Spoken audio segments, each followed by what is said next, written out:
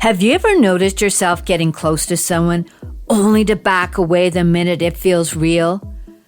Does closeness feel comforting and overwhelming all at once? I get it, because I learned I have an anxious avoidant attachment style. Those are big words. And if this sounds familiar, you might too. Sometimes we wonder why we're drawn to someone only to pull away as soon as things start to feel too intimate. You want the connection, but your body reacts like it's trying to protect you from something you can't name. It's a confusing push-pull cycle, but there's a real reason it happens. And just to be clear, some therapists call this fearful avoidant or disorganized attachment, but most people know it as anxious avoidant, and that's the term I'm going to use. So today, we're going to look at what anxious avoidant attachment is, the signs, and how to finally break free. Welcome to Lessons for Life with Grandma Kate. If you want to stop yelling, end the daily power struggles, or manage your frustration better but don't know how, you're in the right place. I get it. I was there too. As a grandma, I finally started learning the emotional life skills I wish I'd learned at a younger age. Each week, I share simple, practical life lessons to help you develop social and emotional skills so you can be the calm, confident inspiration to others. You'll find today's lesson in the show notes as a blog post so you can revisit it or share it with someone who needs it. New episodes drop every Thursday, so hit that subscribe button. And hey, if something here speaks to you, leave a quick review to help others find these life lessons too. Ready to level up? Every week, I'll send one life lesson delivered straight to your inbox. 100 words, a 60-second read, pure inspiration. Anxious avoidant attachment style is a pattern of behavior, not your identity. And it can leave you feeling confused or even ashamed, like you should just be normal. It's something your body learned to do long before you even knew what attachment meant. This pattern usually forms in childhood when the people you depended on for love were warm and caring some days and distant, stressed, or overwhelmed on others, and you didn't know why. As a child, you learned to reach for closeness while also protecting yourself from the next blow-up or sudden change in mood. That mix of comfort and fear becomes the anxious avoidant pattern you feel today. Before we get into the signs, I want to make something clear. This isn't the same as separation anxiety. I'm not afraid of being alone. I'm afraid of being myself around people who are unpredictable, critical, or dismissive. My body reacts to their tone shifts, the little jabs, and the inconsistencies, not to physical distance. And when I get hurt, I don't cling, I pull back. That mix of wanting closeness and protecting myself at the same time is the anxious avoidant pattern. So here are 7 signs that can help you identify if this is your life experience. Physical and emotional reactions. Sometimes the first sign shows up in your body. For example, your partner might take longer than usual to text back, and suddenly you feel panic rising, even though nothing is actually wrong. Your heart races, your stomach tightens, and your mind jumps to thoughts like, did I do something wrong? Or, are they pulling away? This happens because your body learned long ago that silence meant danger. So now it reacts before you even understand why. And number 2, reaching out for closeness when you feel it slipping away. Sometimes the fear makes you reach out again and again, even when a part of you knows it might push the person further away. For example, if someone gets quiet, you might text more or ask, is everything okay? Because the silence feels unbearable. You might even start a small argument without even meaning to, just to break the tension, because negative attention feels safer than being ignored. This isn't manipulation on your part. It's your nervous system trying to hold on to a connection it's scared of losing. Number 3, difficulty with independence. Being alone doesn't feel peaceful. Instead, it feels like abandonment, even when your partner is doing everyday healthy things on their own. You catch yourself checking your phone, wondering where they are or what they're thinking. It's hard to relax when you don't feel connected. This isn't about being needy. It's about your nervous system never learning that connection can survive distance. And number 4, you have hypervigilance to external signs of disconnection. You become extra sensitive to tiny changes in the other person, shifts most people wouldn't even notice. Their tone may sound flatter, or they turn their body slightly away from you during the conversation. Maybe their face looks more serious, or they sigh in a way that feels different. Suddenly, your mind jumps to figuring out whether something is wrong or if you did something to upset them. Your nervous system stays on high alert because even small shifts in someone's energy feels like early warning signs of losing the connection. And number 5, self-abandonment. You push down your own needs to keep the peace.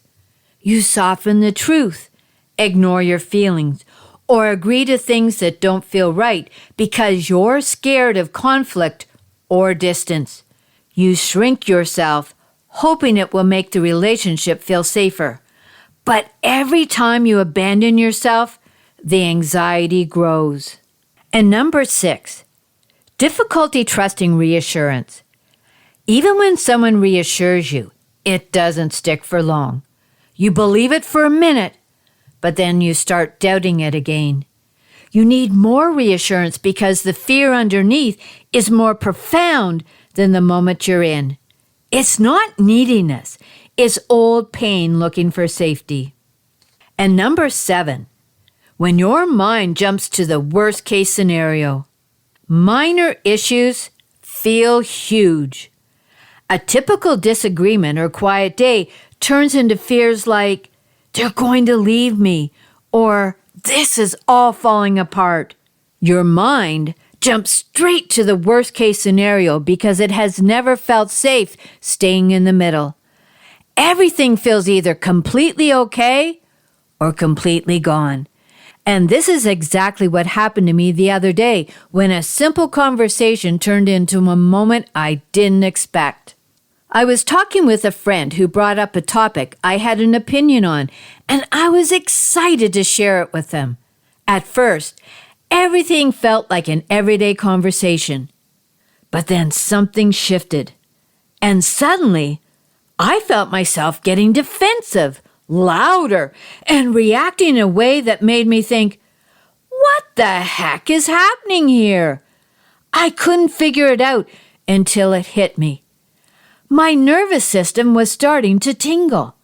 My friend said, I don't disagree with you. You see, I stopped listening at I don't. My brain heard disagreement, not agreement. Most people would simply say, I agree with you, not I don't disagree with you. It was a double negative that took too much thought. This is exactly how the anxious avoidant pattern shows up in my life. But now I have the awareness to see and feel what's going on. I want connection, but I withdraw when things start getting tense. I reacted so strongly, not because of that one sentence, but because my nervous system has learned to sense mood shifts like that.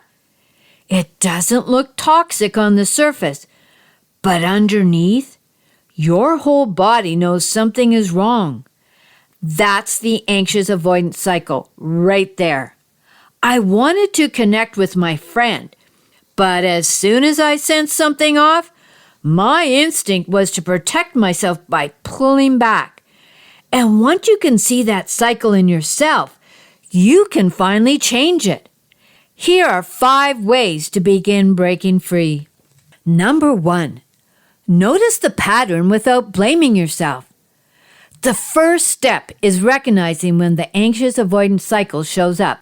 For example, if you haven't heard from someone in a while and your mind starts spinning with stories about what you did wrong, pause and say, there it is. No shame, no judgment, just noticing the pattern as it happens. That small moment of awareness gives you the power to choose a different response instead of reacting on fear. And number 2, teach your body what calm feels like. When you've spent years scanning for danger in relationships, your body reacts before your mind even understands what's happening.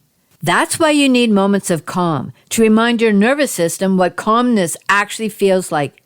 A slow breath, a warm drink, and fresh air are all ways to tell your body it doesn't have to panic.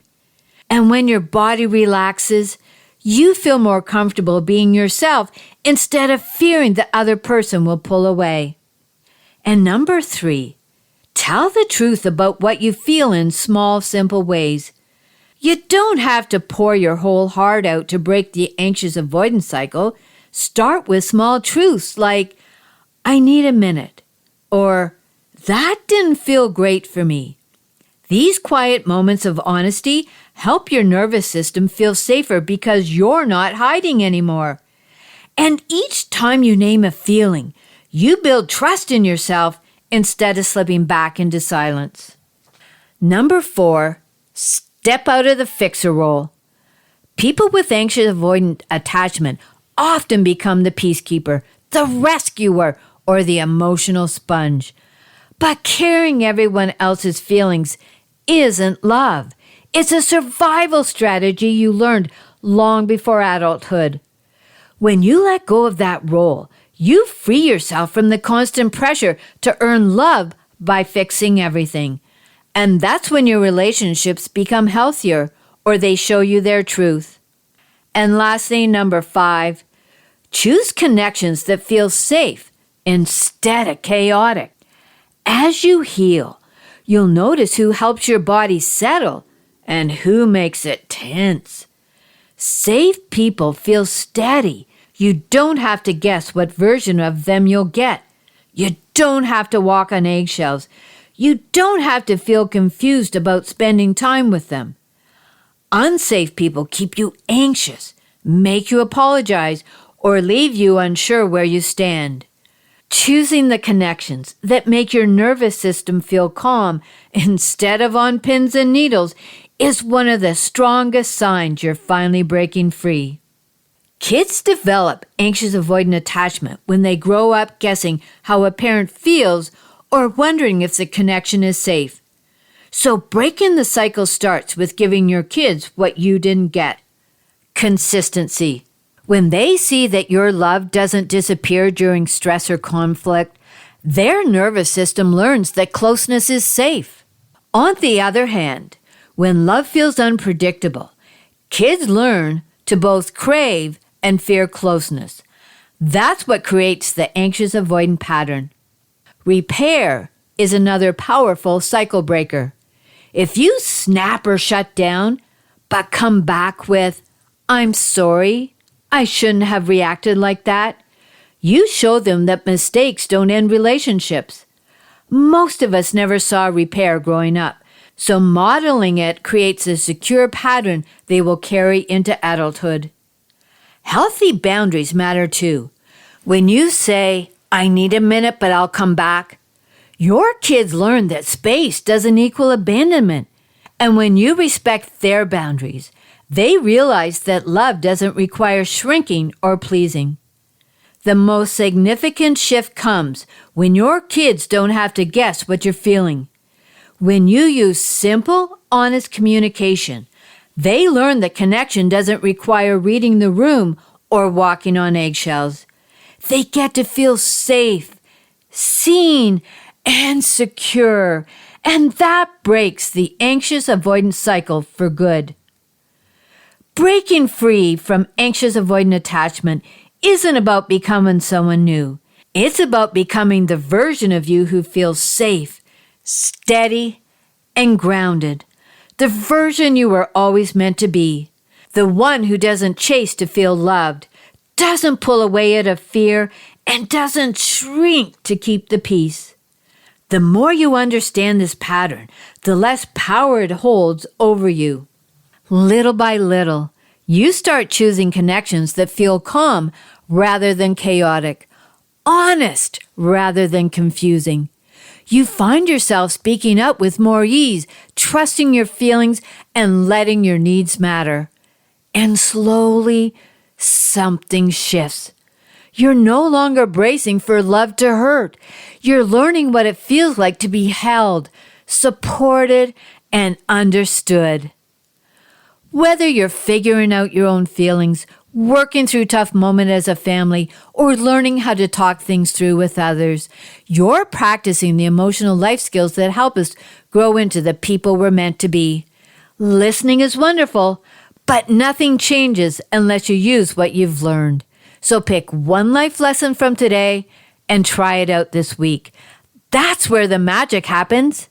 And if you want to keep building your social skills, hit follow for more from Lessons for Life with Grandma Kate. If no one has told you lately, everything will be okay. Tomorrow is a new day, and with it comes new hope. As I conclude this episode, I must state that this podcast is designed solely for educational and entertainment purposes. While I bring my experience as a parent and grandparent, it's essential that you know I am not a licensed therapist. This podcast is not a substitute for professional advice from a physician, professional coach, psychotherapist, or other qualified professional. Got it? Awesome. Until next time, what is one thing you are grateful for?